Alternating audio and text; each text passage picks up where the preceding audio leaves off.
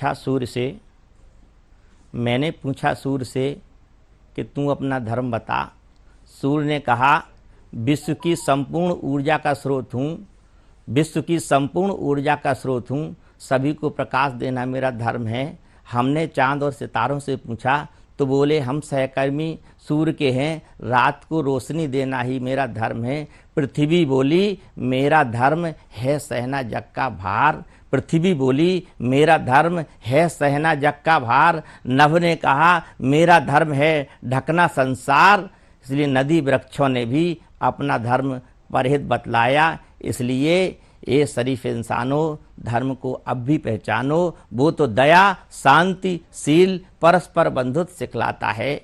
और नफरत जो सिखाए वह न धर्म तेरा है, नफरत जो सिखाए वह न धर्म तेरा है। इंसान को जो रौंदे वह न कदम तेरा है। मंदिर मस्जिद गिरजाघर में ही नहीं, भगवान का हर कण में बसेरा है। धर्म तो केवल एक ही पर सेवा है, फिर क्यों अंगारे बोते हो, फिर क्यों अंगारे बोते हो, बेमनुष्यता की क्यों फसलें उगाते हो। और मजहब के नाम पर फिर क्यों अपने ही भाइयों का खून पीते हो, मजहब के नाम पर क्यों अपने ही भाइयों का खून पीते हो। और एक अंतिम कविता कल्पना की है कि एक स्वर्ग में कवि सम्मेलन का आयोजन किया गया, और वहीं से अपनी बात शुरू करता हूँ कि एक दिन ऊपर वाले ने ऊपर कवि सम्मेलन कराया, एक दिन ऊपर वाले ने ऊपर कवि सम्मेलन कराया। सूर कबीर तुलसी निराला पंथ से लेकर मीर गालिब दाग और महान कवियों को बुलाया। सम्मेलन में हर फन के श्रेष्ठ दिवंगत कवि आए, अतिथियों के रूप में देवता और श्रोताओं में नरकवासी गए बुलाए। सबसे पहले माइक पर आए